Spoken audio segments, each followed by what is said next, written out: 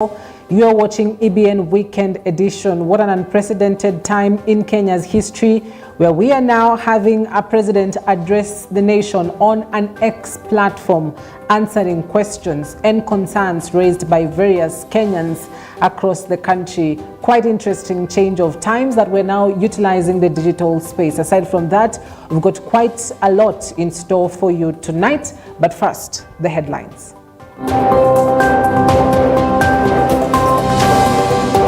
Over 3 hours of engagement, President William Ruto responds to critical issues on the X space, formerly Twitter. Austerity at last. Head of State President William Ruto announces budget cuts in the executive, suspension of Chief Administrative Secretary's appointments, among others. Azimio leaders pile pressure on the head of state to resign following police brutality. They say blood is on his hands.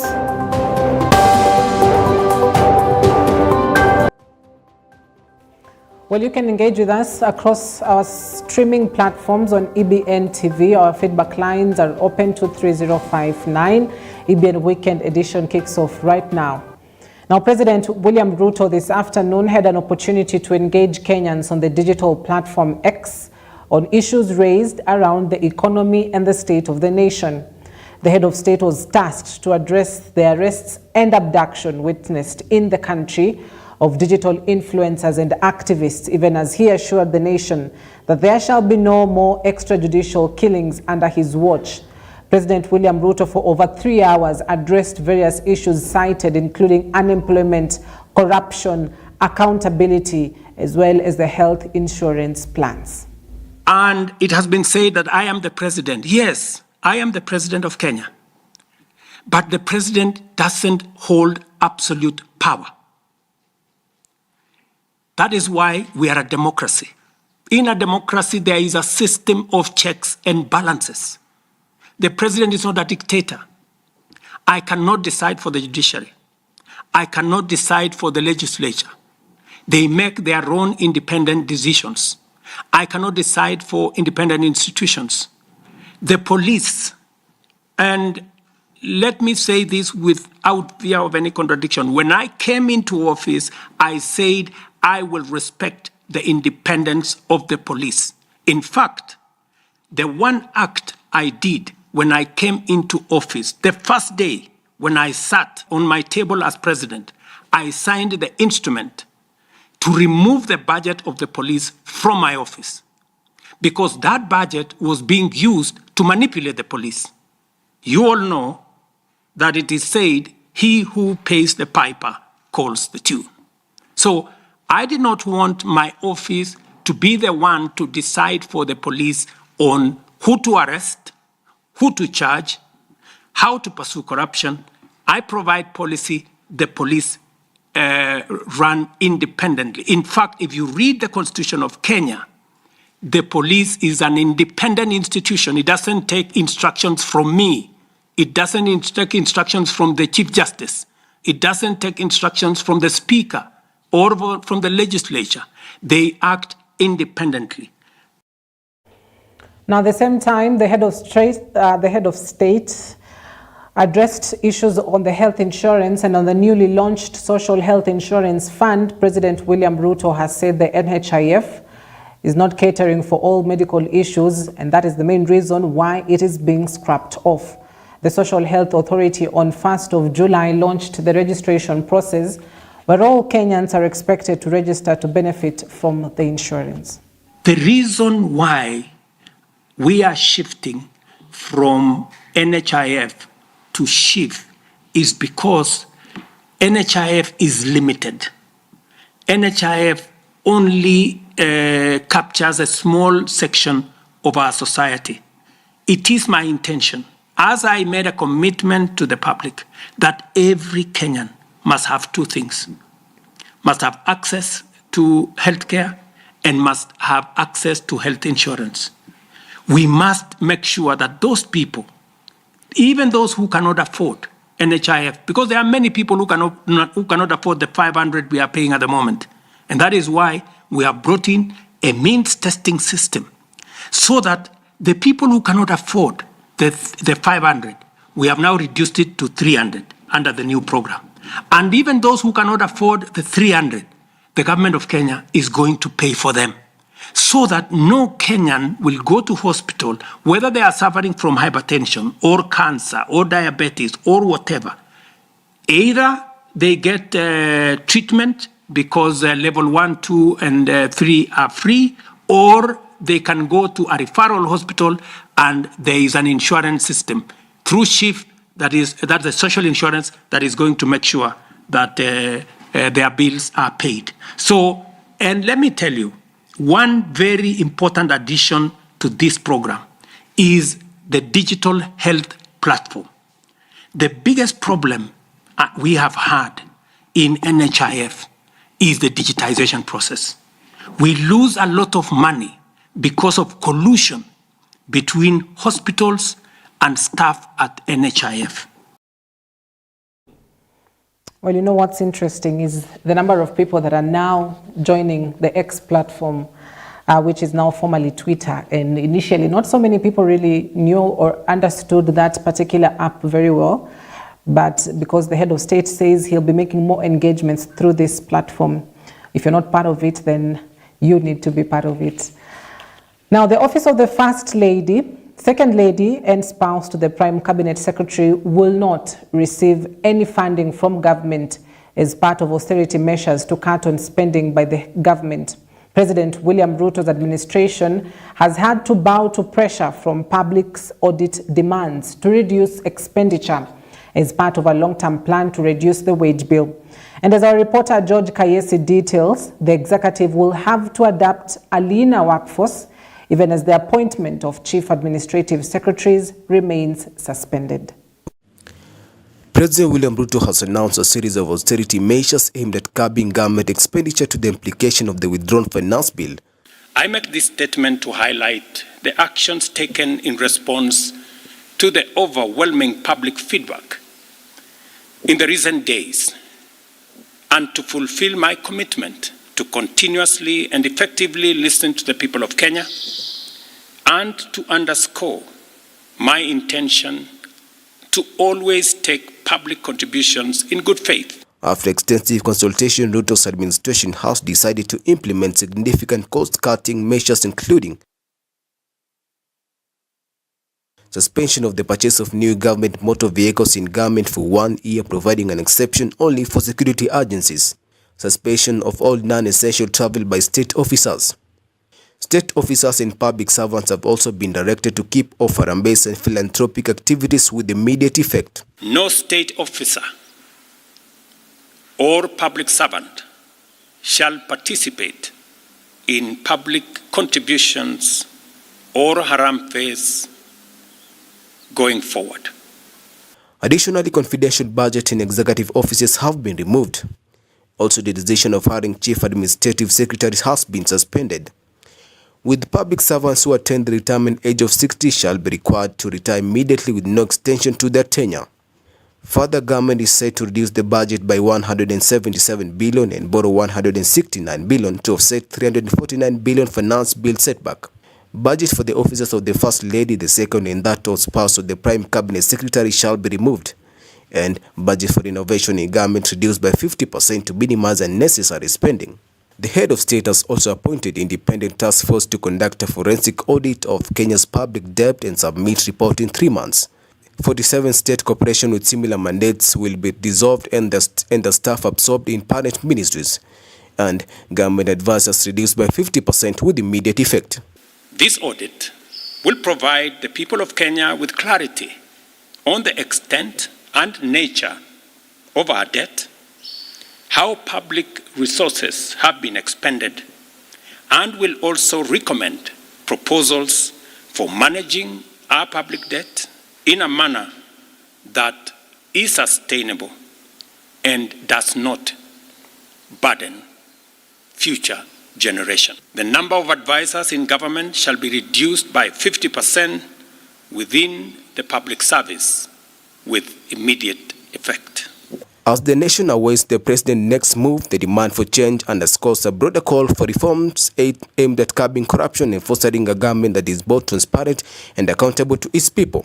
The youth, representing a significant portion of the population, are poised to continue their advocacy until tangible changes are realized.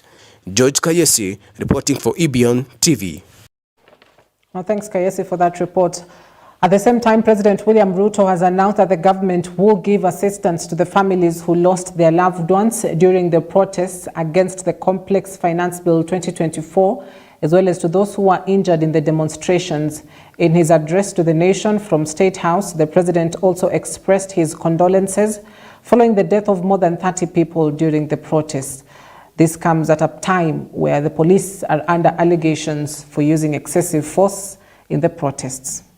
Fellow Kenyans, the last 2 weeks have been a difficult time for us as a country, where Kenyans have regrettably lost lives, many have been injured, property destroyed, and our institutions, especially constitutional institutions, attacked.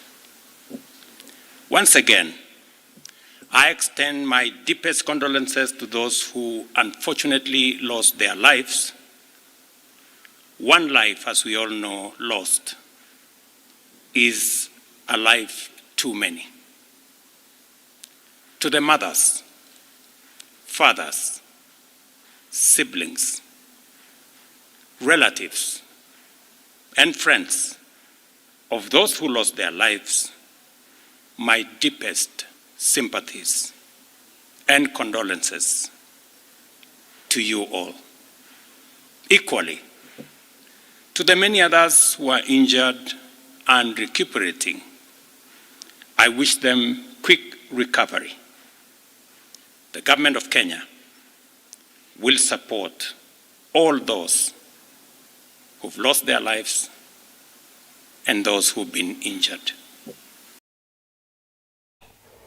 Now, President William Ruto has announced that the government will miss the revenue target by 346 billion shillings, with the government faced with a dilemma of either borrowing or to fund the deficit or taxing the population. The head of state acknowledged critical services have been affected, including the exchange rates and interest rates. The government has decided to occasion budget cuts of 177 billion shillings and not the entire amount. The consequence of withdrawing the finance bill is the reduction of our revenue targets by 346 billion. Over the last few days, our Treasury team has been assessing the adverse impact of either reducing the budget by 346 billion in full or borrowing the 346 billion in full. And cutting the entire amount in our assessment would significantly and drastically affect the delivery of critical government services, while borrowing the whole amount in full will occasion a fiscal deficit by a margin that would have significant repercussions on many sectors, including our exchange rates and interest rates. We have since, after extensive consultations, struck a middle ground, and we will be proposing to the National Assembly a budget cut of not the entire 346, but a budget cut of 177 billion, and borrowing the difference. Whatever we are going to borrow, the difference, will increase our fiscal deficit from what I intended to be 3.3% of our GDP. It will now go up to 4.6% of GDP, still lower than last year. and will be used to fund some of our critical government services.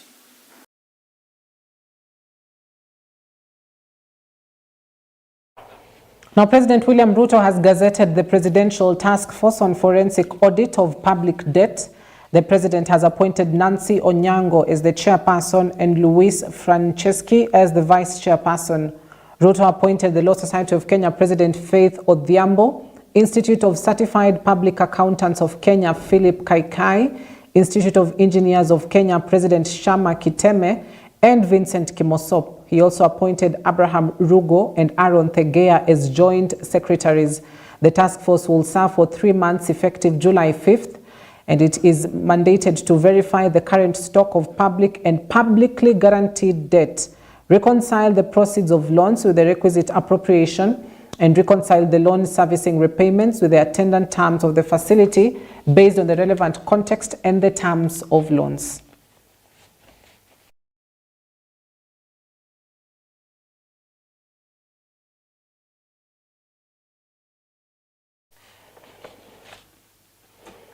Now, one of the protesters, Rex Kanyike Masai, who passed away following being shot during the protests against the finance bill, has been laid to rest in Kamudhanga village, Machakos County.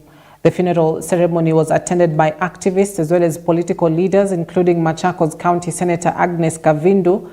Among the leaders of the opposition, who include the Democratic Action Party of Kenya leader Eugene Wamalwa, Nairobi Senator Edwin Sifuna, Embakasi East Member of Parliament Babu Owino, and others. The leaders did not hesitate to criticize the government of President William Ruto for lack of responsibility, and all unanimously demanding that the president resigns from office. We therefore invite Ruto announce a snap election. Watu hawezi kungojea. If you are not resigning, then announce a snap election. Leo nimekuwa nasikia mtu anaitwa Duale.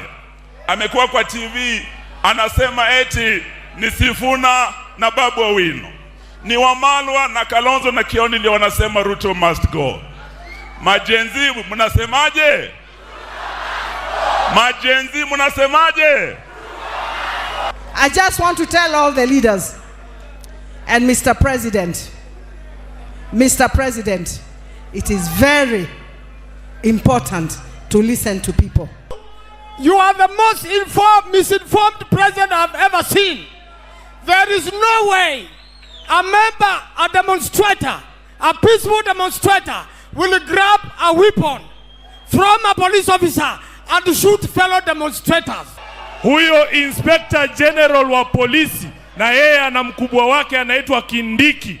Kila siku akisimama ni kutisha wananchi na kuambia polisi waue wananchi jinsi ambavyo waliua Rex. Tunataka na Kindiki na yeye, kama kunapatikana haki ya Rex, Kindiki lazima na yeye pia haki imfikie. Na huyo Kindiki ana mkubwa wake. Mnamjua? Mnajua mkubwa wa Kindiki? Kama tunasema justice for Rex, lazima Ruto must. Lazima Ruto must. Si kuna viongozi bado wanazungumza na Ruto?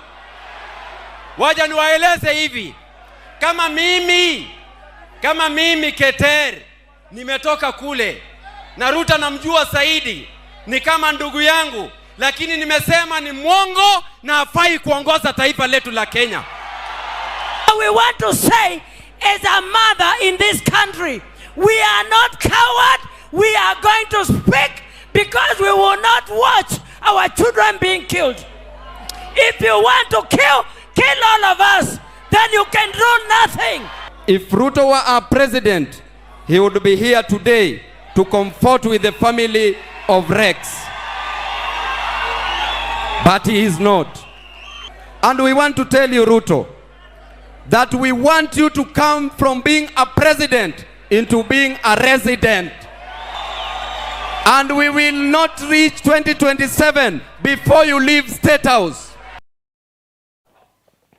County assemblies spent 1.09 billion shillings on MCA's sitting allowances during the first 9 months of the fiscal year 2023-2024, a report by the Controller of Budget now shows. Dated April 2024, the report highlights how counties spent their allocated budget during the reporting period. In the report, MCAs were allocated 2 billion shillings but spent only 1 billion, translating to 54.4% absorption rate.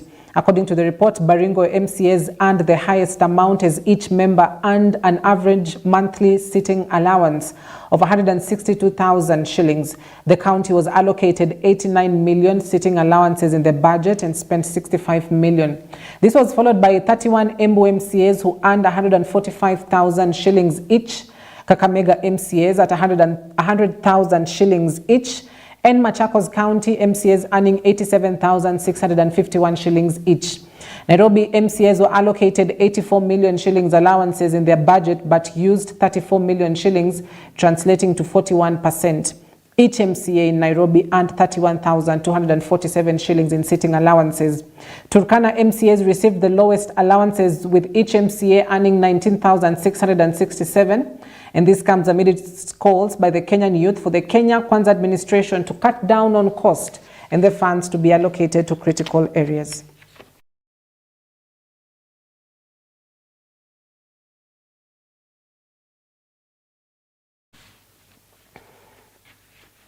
Now, the Kenya Union of Post-Primary Education, KUPPET, has called on the national government, demanding the intern teachers be employed on a permanent unpensionable terms, despite the funding cut by President William Ruto due to the suspension of the 2024 finance bill, which intended to employ more secondary school teachers. The union said in any case it will stand firm to ensure that the JSS teachers' promises have been fulfilled. President William Ruto has already promised the employment of those teachers in this year's funding, according to the demands by many Kenyans, while KUPPET is pushing that action for the relevant sectors are done. The teachers are not going to accept this idea of not employing teachers because the situation at junior secondary school is wanting. The learners have not had instructions for the last 2 years. In fact, there are only 2 teachers who are manning the 2 classes right now. This idea that the finance bill 2024-2025 did not pass and therefore there is no money is untrue, because there is a lot of wastage in the government. The government should take their affordable housing money to employ those teachers and many other voters which they can via to ensure that these teachers are employed. So we are going to defend that position of employing the interns under permanent and pensionable terms through our sweat and blood. Now, parents who are coffee farmers in areas that grow the crop in Bungoma County have been asked to involve their children in agriculture to increase their income. This is according to the chairperson of the Bungoma Farmers Cooperatives Union, Lekan Wangwe, who say that the cooperation of parents and children in coffee farming will greatly help to increase income and also guide them in understanding the importance of agriculture in order to avoid violence and protest by young people, the Generation Z. Sisi watu wa Bungoma hatujalitulia maanani sana ukulima wa kahawa. Lakini nataka kutumia fursa hii kumuomba nyinyi watu wa Bungoma, mrudi kwa mashamba, hasa na vijana wetu ambao hawana kazi. Waingie kwa mashamba, wapewe nafasi. Hata wenzangu, watu wa umri wangu na watu ambao wako miaka 50 kwenda juu, kama una kijana unaweza kumpa kipande apande kahawa yake, au mfanye pamoja na katika shamba lako, na mapato ikipatiwa naye atumie kulinda familia yake. Tuwahusishe, wasiche wakawa kama vile ambayo tumeona Nairobi vitu ya jinsi. Ndio ninaomba wenzangu turudi kwa mashamba. Hata ukiwa unapanda mahindi kama kwangu, na wale ambao wanapanda tumbaku, kuna wengi wanapanda miwa, lakini tusipea kidogo kama hafa neka kwako. Na weke kahawa kama inaweza kufikia kiwango cha kilo 10 au kilo 15 kwa mti, utalipwa vizuri. Hiyo ndio kwa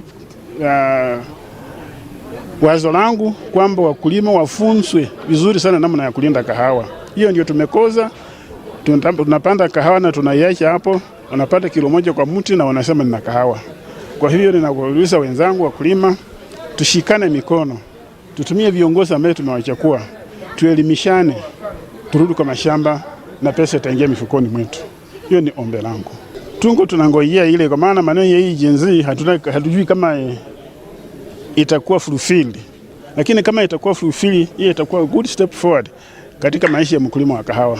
Kwa maana madeni yetu ambayo iko kwa union, ambayo iko kwa society yote ikifutuliwa, watu watapata kupumua na watapata pesa yao. Kwa maana kila mara tukilima kahawa na kwa factory inaweza kupoteza kama shilingi milioni 5, hata wengine milioni 8 kulipa madeni.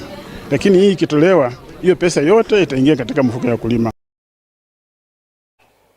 An activist group in Mombasa called Vuguvugu has congratulated President William Ruto for giving himself time and talking to the Gen Z on the X platform on the internet in order to resolve the issues raised. The group's chief spokesperson, Michael Nato, has congratulated the president for doing the wise thing and talking about the issues that are at the center of conversations in the country, including matters on economy, leadership, and even the misuse of taxes by leaders in government.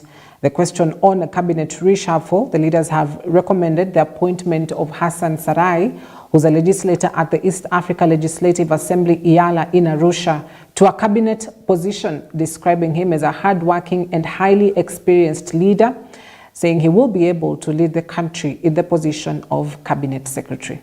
Tutafurahi sana kwa sababu leo rais amefanya press conference, baadaye akaenda akaongea kwa express na vijana, na mimi nashukuru sana aliitikia ule mwito wa kuongea na vijana. Kwa sababu hajatutuma, sijui atasikia vipi, lakini sisi tupendekeza hapa Mombasa ama hapa Pwani tuna Hassan Omar Sarai. Ukiangalia track record yuko nayo, competence ako nayo, na Gen Z wametuonyesha mwelekeo. Kitu kimoja ambacho Gen Z wamelalamika sana ni ile opulence. Watu walikuwa wanaonyesha kila mahali. Saa sijui ya milioni 20, michango ambayo haina maana. Ukiangalia Hassan Omar Sarai ni mtu ambaye anaishi a frugal lifestyle. Frugal lifestyle kumaanisha hana miji chain kwenye shingo, hana miji saa yenye pesa nyingi, hana miji viatu ya dhahabu. Yeye ameconcentrate tu kitu kidogo ambacho anafanya empowerment kwa vikundi. Huyo ndugu yetu Hassan Omar Sarai amefanya kazi nzuri sana. Toka uchaguzi wa gavana ilipoisha, amerudi mashinani, na mashinani amejaribu kuelimiza watu miradi ambayo serikali inafanya na mali gani wamefikia, na sasa wana agenda gani kwa vijana na wazee na hata kwa mama. Na ndio maana tunaomba katika hii mambo ya cabinet reshuffle, tunaomba Hassan Omar Sarai, ndugu yetu William Samoei Ruto rais, aweze kuwa katika hiyo lineup, kwa sababu kazi yake kila mmoja ameona, na kila mmoja ameona yale kitu ambayo anaweza kufanyia watu zaidi. Zangu wamesema kuhusu mheshimiwa Hassan Omar Sarai, huyu ni mtu ambao ako na ujuzi wa kazi na ako na kila kitengo katika hii nafasi ya CSS inamfama alipopote pale. Now, beyond our borders, in a historic turn of events, UK Prime Minister Rishi Sunak has conceded defeat as the Labour Party emerges victorious in the general election. This marks a significant political shift, with the Labour Party officially securing a majority and ending the Conservative Party's tenure in power. The election results reflect a decisive mandate from the British electorate, signalling a new direction for the country's governance. The Labour Party has won this general election, and I have called Sir Keir Starmer to congratulate him on his victory. Today, power will change hands in a peaceful and orderly manner, with goodwill on all sides. That is something that should give us all confidence in our country's stability and future. The British people have delivered a sobering verdict tonight. There is much to learn and reflect on, and I take responsibility for the loss. To the many good, hard-working Conservative candidates who lost tonight, despite their tireless efforts, their local records of delivery, and their dedication to their communities, I am sorry. I will now head down to London, where I will say more about tonight's result before I leave the job of Prime Minister, to which I have given my all. I will then return here, to my family's home, and I look forward to spending more time with you all in the weeks, months, and years ahead. Thank you.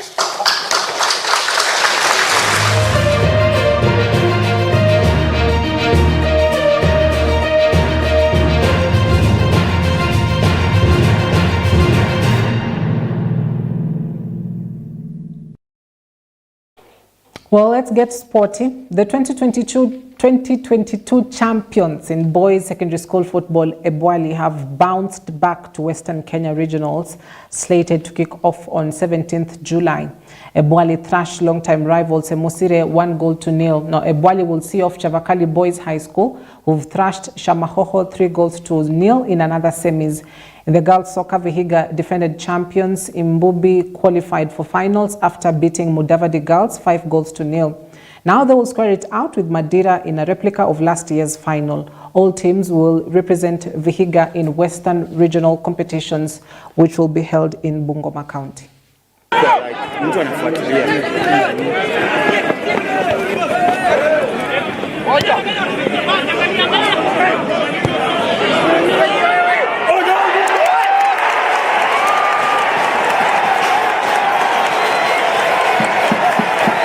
Kazi yetu ukiangalia tangu tuanze game 1, timu zote zimetuingia na a lot of force. So strategy yetu huwa how do we handle the first 15 minutes in a match. Na fortunately it worked. Na hadi sasa ninasema finali sijajiandaa. Manake nilikuwa nataka tiketi hata uenda finali nisishuhudie. Manake target yetu ilikuwa tu kupata hii tiketi. But I want to urge my boys, hiyo finali wa reclaim the trophy. Poa, tumejituma na tulianza kujiandaa from January tukijua tutafaa kufika far. Na hapo ndani siku rahisi. Hizo timu zingine pia zinafaa zijitume zifike pale tumefika. Na kesho finali tunajiandaa kuwin. Na tuta defend cup yetu. We are now sure that we are in the one step in the at the regionals. Regarding the finals tomorrow, remember we are reigning county champions. We want to defend that champions, and it will. The girls are psyched. They are up to task to defend that trophy. Yes. Through all the problems, we've always been together. So that means our major focus is just towards the final and nothing more than that.